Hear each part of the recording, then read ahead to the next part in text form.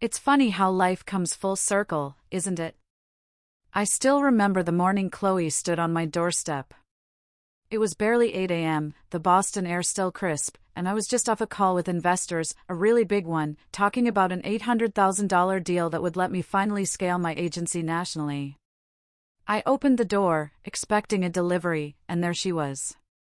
She looked different.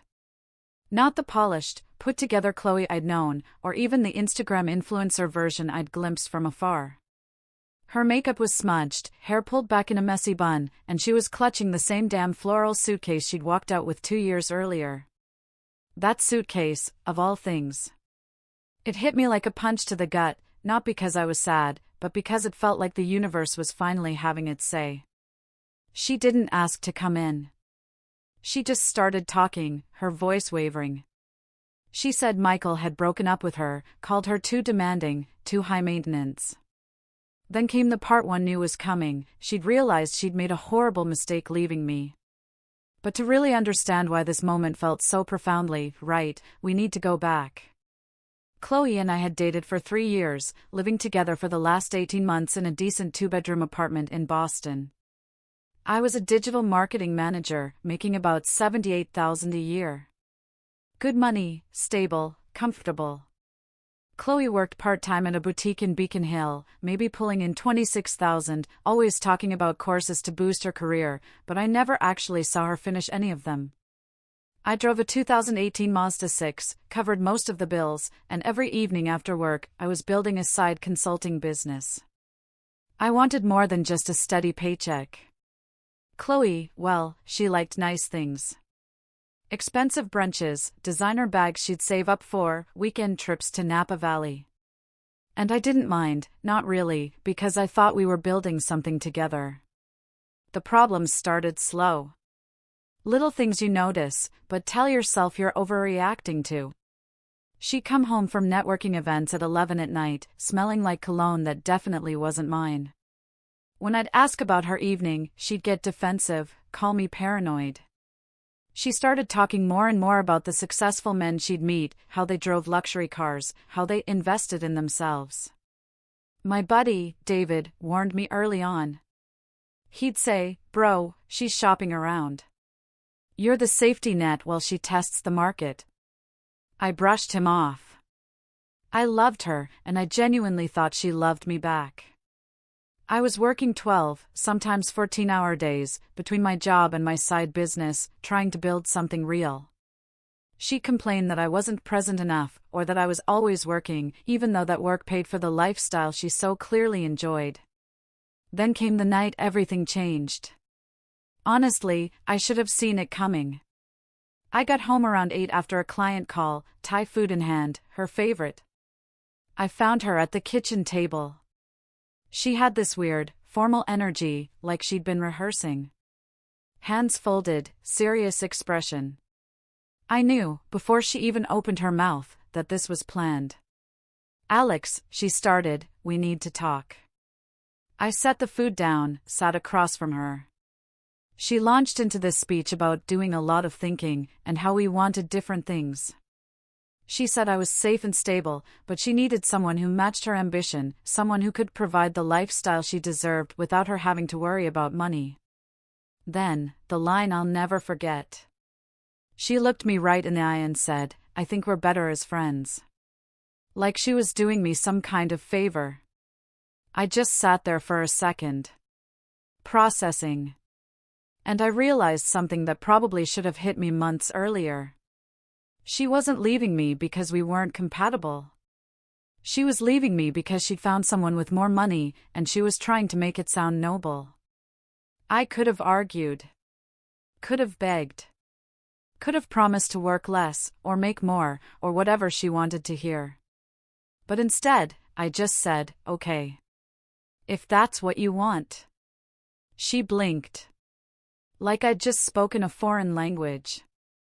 I watched her face shift from serious, to confused, to almost angry. She clearly expected a fight, a breakdown, some dramatic movie moment where I'd realize what I was losing.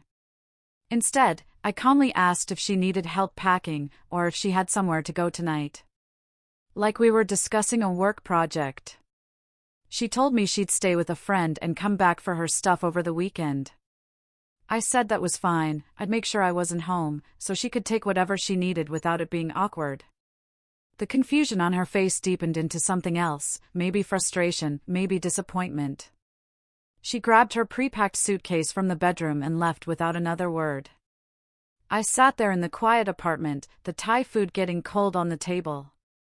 And instead of sadness, I felt this weird sense of relief. Like I'd been carrying a weight I didn't even realize was there until it was gone.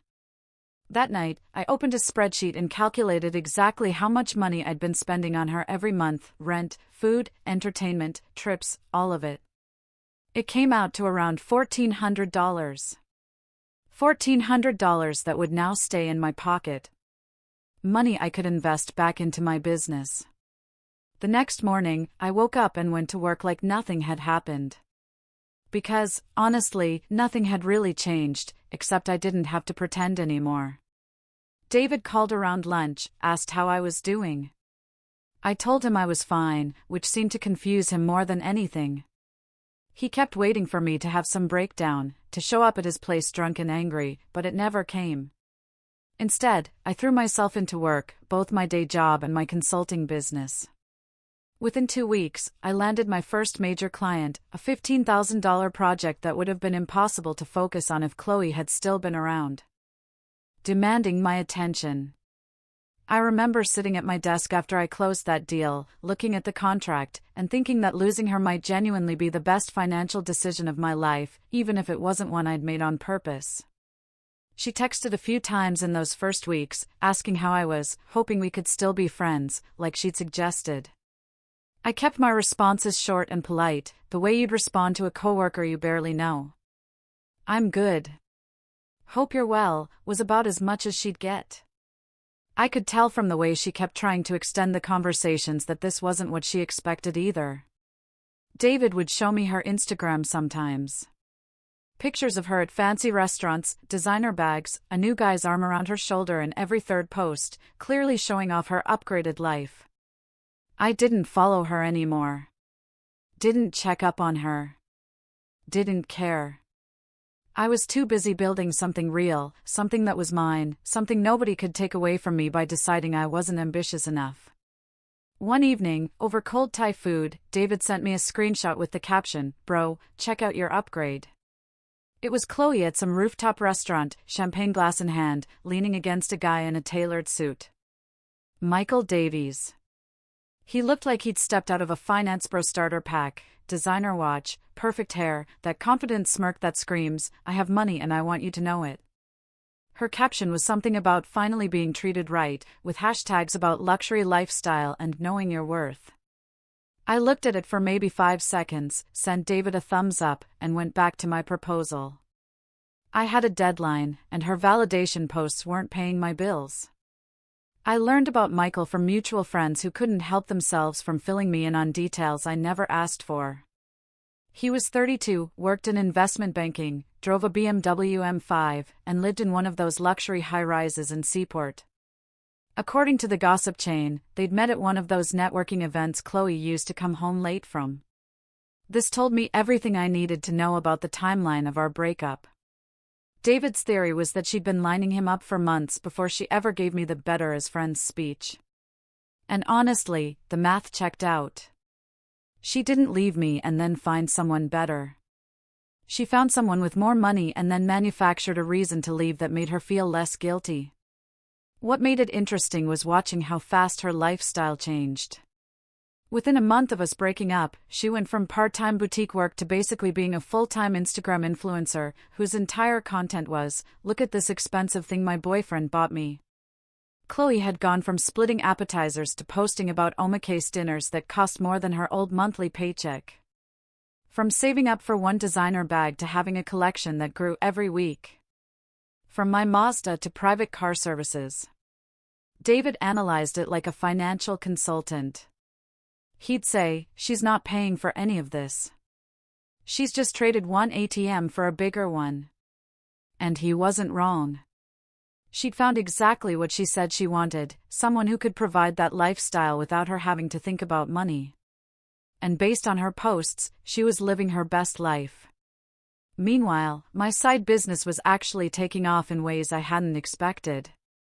That $15,000 client turned into 3 more referrals. Suddenly, I was pulling in $8,000 to $12,000 per project on top of my salary. I was working insane hours, sometimes 14-hour days, but the difference was nobody was complaining that I wasn't present enough, or that I prioritized work over spending money on expensive brunches. I had freedom for the first time in years. Freedom to build something without someone constantly measuring my worth against other men's bank accounts. My apartment stayed clean.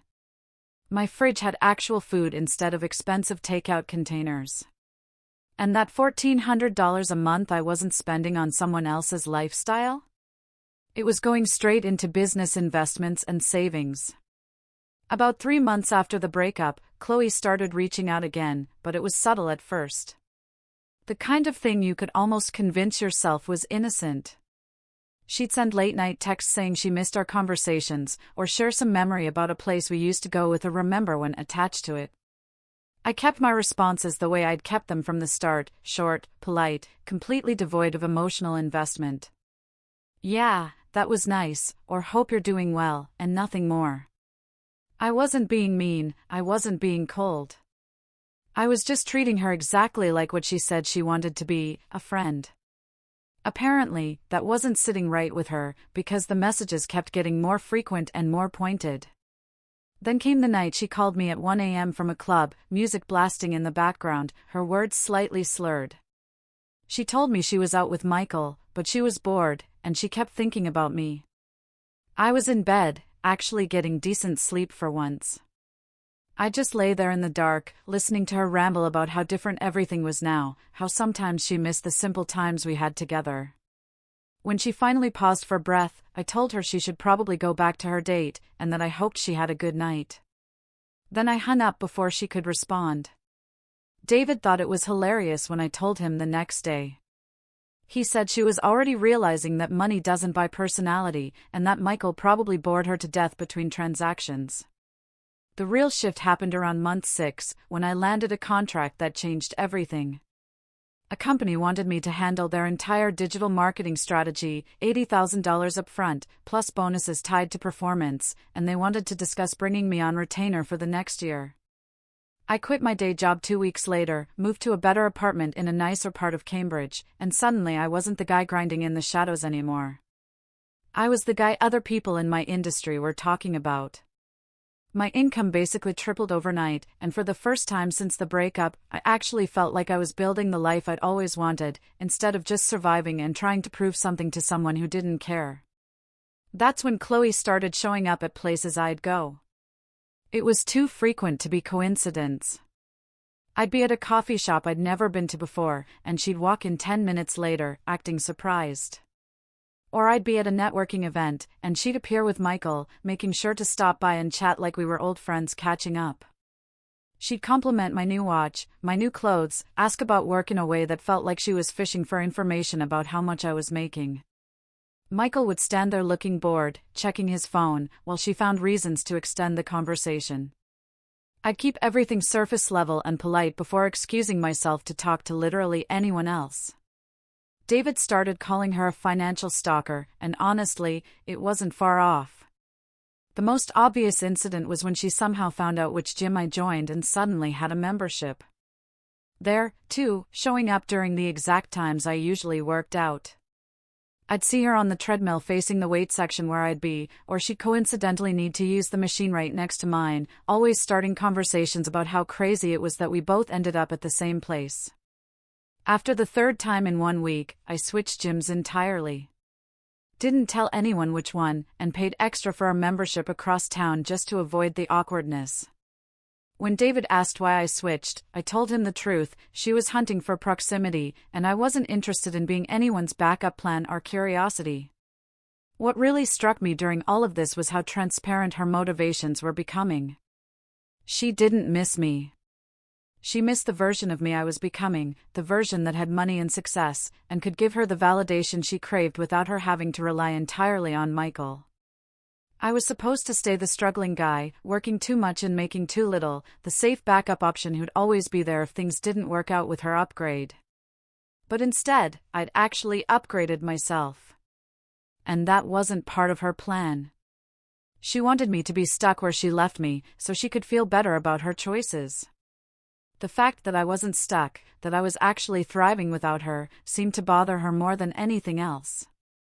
So, standing there in my doorway, looking at Chloe and her floral suitcase, I kept my stance.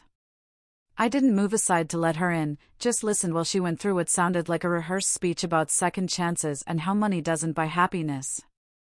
What she didn't know, what she couldn't have known because I'd kept my business growth relatively quiet on social media, was that I wasn't the same person she'd left anymore. I wasn't the guy making $78,000 a year and grinding on side projects in a modest apartment. I was running an agency projected to hit $3 million in revenue this year. I'd just put a down payment on a house, and I was seeing someone new, a woman named Sophia, who ran her own successful consulting firm and didn't need me to fund her lifestyle. But Chloe was still operating on old information, still thinking I was probably single and struggling and would be grateful she came back. I could see it in the way she talked, like she was doing me a favor by giving me another shot. I was about to tell her this wasn't a good time when my phone rang. I saw it was David calling, so I answered it right there in the doorway while she stood waiting. David was calling about meeting up later to celebrate the investor deal, and he was loud enough that I knew Chloe could hear him talking about the $800,000 and asking if I'd picked up the Mercedes yet, or if I was still driving the Mazda. I watched her face change in real time. Watched the recognition hit her that something fundamental had shifted since she'd last checked in on my life. When I hung up, she asked directly if what David said was true, if my business was really worth that much now. I told her honestly that it was doing well, better than I'd expected.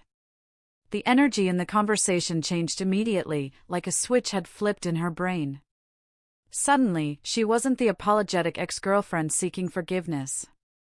She was practically vibrating. With this manic energy, talking about how she'd always believed in me, and how she knew I'd be successful, and how we could be so good together now that we were both in better places. She started touching my arm, leaning in closer, saying things about how Michael never really understood her the way I did, and how money didn't matter to her anymore because she'd learned what was really important. I just stood there, watching this performance. This complete transformation from sad and desperate to calculated and opportunistic. And I realized she hadn't learned anything at all. She hadn't learned that money doesn't matter. She just learned that I had more of it now. And that made me valuable again in her eyes. I told her straight up that I appreciated her coming by, but I wasn't interested in revisiting what we had. That I'd moved on, and I was happy with where my life was now. She tried to argue, said I was being unfair, that everyone deserves a second chance, that she'd changed and grown. I pointed out that she'd shown up with a suitcase the same day Michael dumped her. That if she'd really changed, she would have reached out months ago when I was still in my old apartment, and not right after finding out about my success. She got defensive, her voice rising, saying I was twisting things, and that she genuinely cared about me and this had nothing to do with money. So, I asked her directly, if I'd still been making $78,000 and driving the Mazda, would you be standing here right now with that suitcase? She couldn't answer. Just stood there, opening and closing her mouth like she was trying to find words that wouldn't prove my point. That's when she started crying again. But this time, it felt different. More angry than sad. And she raised her voice enough that I noticed my neighbor peek out their door to see what was happening. She accused me of being cruel, of holding grudges, of never really loving her if I could just shut her out like this after everything we'd been through. I stayed calm. Told her I wasn't shutting her out. I was just treating her exactly like what she'd asked to be 2 years ago. A friend. And friends don't move in together, and friends don't get back together after messy breakups.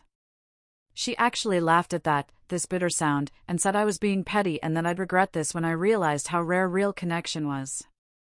I told her I'd found real connection with someone who didn't need me to prove my worth with a bank statement. And that seemed to be the final straw. She grabbed her suitcase and told me I'd changed, and not in a good way. David showed up about 10 minutes after she left. I told him the whole story while we sat in my living room.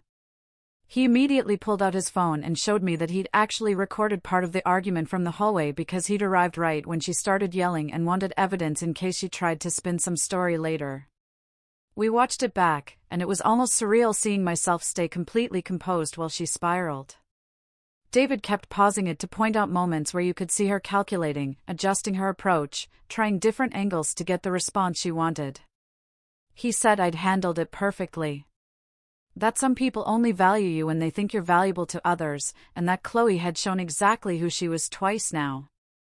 Once when she left, and once when she tried to come back. 6 months later, my business hit $3.2 million in revenue. I'd moved into my house, picked up a Mercedes E-Class, and Sophia and I were planning a trip to Europe together. I heard through mutual friends that Chloe had moved back in with her parents after burning through what little money she had, that she was working at a call center and posting vague things on social media about finding herself and learning hard lessons. I didn't feel bad for her, and I didn't feel vindicated. I just felt grateful. Grateful that she'd left when she did. Grateful that I'd never begged her to stay. Grateful that sometimes the trash really does take itself out and gives you the space to build something better than you ever could have with dead weight holding you back. The real lesson here isn't about revenge or proving someone wrong. It's about understanding that your value doesn't decrease based on someone's inability to see it. When you focus on building yourself, instead of chasing validation from people who already dismissed you, you create a life that attracts the right people naturally. And the ones who left for the wrong reasons become irrelevant. Not because you're bitter, but because you genuinely moved on to something better. What would you have done in my position?